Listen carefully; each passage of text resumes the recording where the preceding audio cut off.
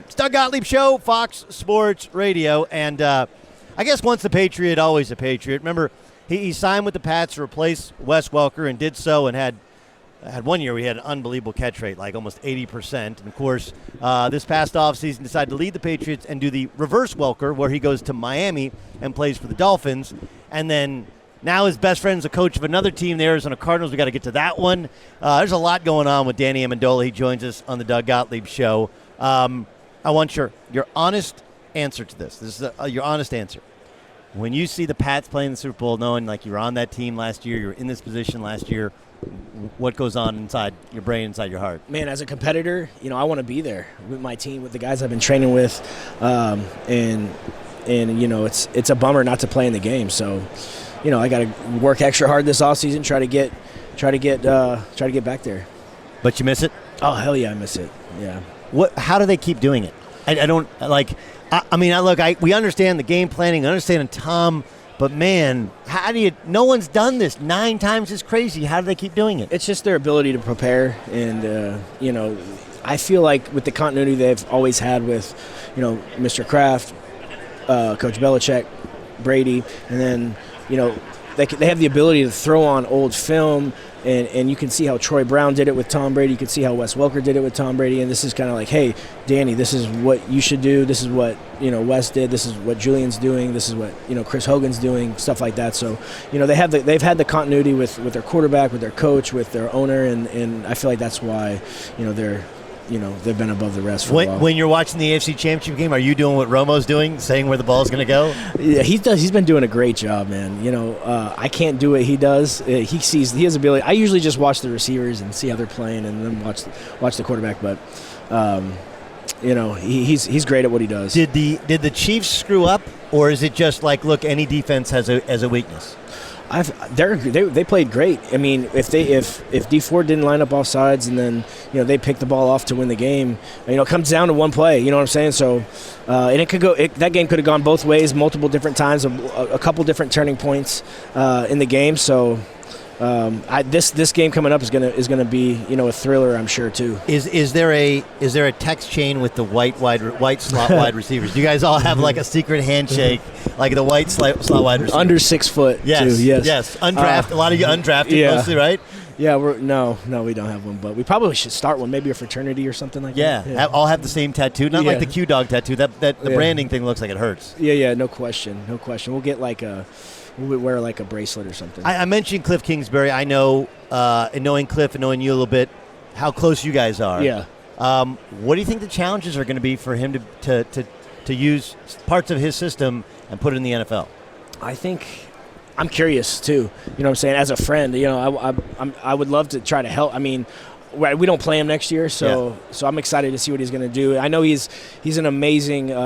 He's great with players. He can relate to players, and whatever he's going to teach, X's and O's wise, is going to get through to them, and they're going to believe in him. And I'm excited to see where his future holds. Is he a true air raid guy, or is there, because he played in the league, so he understands that some of that air raid stuff, where you call the same play regardless, doesn't necessarily work in the league, right? We've had this conversation, and I think he's got to see what what he gets in draft. He's got to see what he gets in free agency. He's got to see, his weapons on offense, and he'll utilize the weapons, to the best of their ability. So he won't have a guy playing out of role, so to speak. So I know he's going to take whatever he learned in New England, what he learned in New York, overseas, in college, and kind of apply it and see where it fits. Do you have any idea who your quarterback's going to be next year? I haven't seen the contract situation. I know we got Tannehill, Osweiler, and Fales in the building.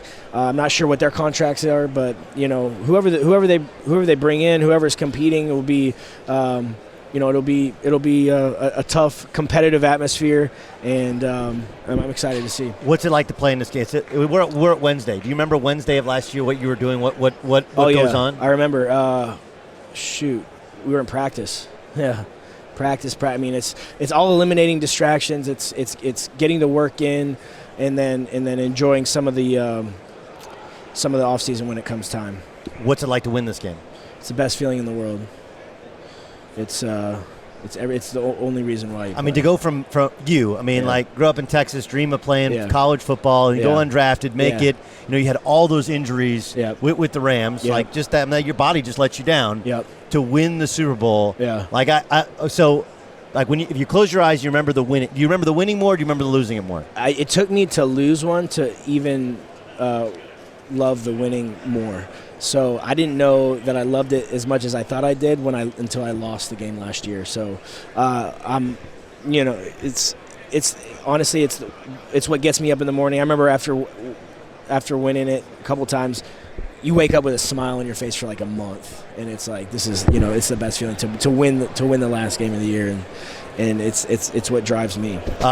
Okay, when's enough going to be enough for Brady? Like, I mean, like at some point, he can go forever, man. I know, and they can't. Like, he got touched once, and it wasn't even the face mask, and they called a penalty. But still, like, look, like you point out, he did throw a pick, and he threw 2 others. Yeah. And then there's also, he's got a wife and kids, and at some point you want to, be more of a parent. Like, he invests in his. Like, when does it become enough? You got.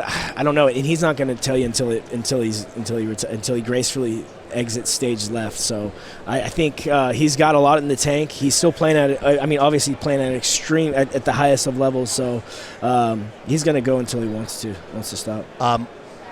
What the play? Obviously, we thought that was the play. The Miami Miracle was the one that ended this run, right? Because then they'd have to go on the road. Yeah. When did you see? Like, were you on the field for it? I was on the field. Yeah, I had a clear out route. I didn't get the ball on the play, but I had the best seat in the house probably. Yeah. And then Kenyon ran right by me after Kenny pitched it to Devontae. Devontae pitched it to Kenyon. Just honestly how we practiced it. And then I saw Kenyon one-on-one with Gronk, and I love Gronk. He's my brother, but I don't know. He hasn't done tackling drills in a hot second, so. And he looked really. He looked like. I'm trying to think. Yeah, I don't know if this is a little before you. Empire Strikes Back. Those walkers that they fall down. Yeah. Like, that's what he looked like. He looked like he was on stilts, the poor guy trying to move laterally. I mean, he was out of position. Why was he in the game? Like, it was a 70-yard play. Throw. He's not going to knock it down. I know. I'm sure they wish coach probably had that one back. It's kind of interesting because Kenyon, the game I did with you guys with the Bears, he fumbled at the 1-yard line. Yeah, to win in overtime. Yeah, would have won the game in overtime, right? Yeah. To have that, then to win you a game, and you guys came back to him in that game as well. Yeah. It's pretty awesome turnaround for his season. No question. I just remember how heartbroken he was after he put the ball on the ground, and then he had a couple big, huge runs on the next drive to set us up for a field goal. So he kind of, he was honestly one of our best players. So. He's young and he's learning and he's going to get to where he needs to go. How do you? This is the thing that's always fascinating. Like last year, or anytime you've been in the Super Bowl and you're lining up and you read the coverage and it's coming to me. Yeah. Right. Yeah. How do you not let the moment because those things, like when you're on the field for an NFL game, those things are coming in hot. Yeah, no question. They're coming in hot. They're coming in hard, and there's somebody coming to hit you. Yeah. Especially with the routes that you run. Yeah.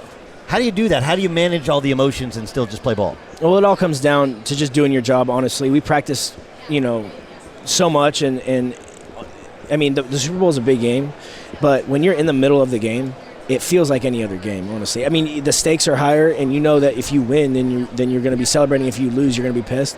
But at the end of the day, I mean, you have to play the game just as you were playing practice. So it just, you got to build a foundation and practice hard, and that comes game reality. How crazy is it that a guy who's younger than you is coaching the other team in the Super Bowl? It's wild.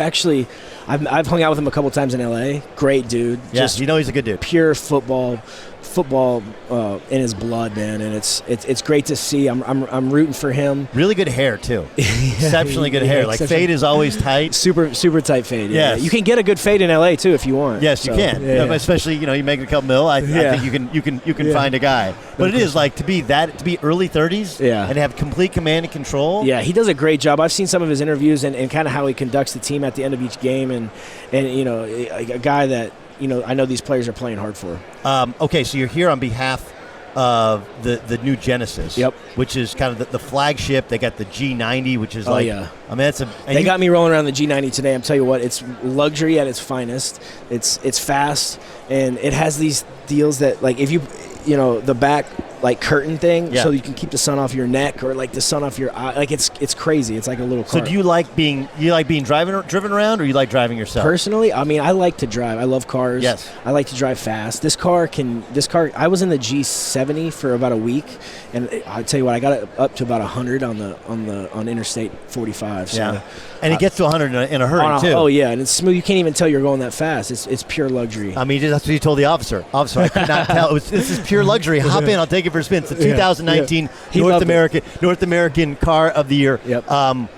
Okay, would you rather have a driver or would you rather have a chef? That's a good. I think probably a driver, so you can kind of like, scroll the internet on your way to wherever you want to eat. So you're good. Okay. All right. I like it. Danny, thanks so much for joining us. Perfect. Congrats on another season. Thank you, sir. We wish you were playing Sunday, but there's a chance you'll be playing in this game sometime really soon. Appreciate you joining us, dude. Good to see you.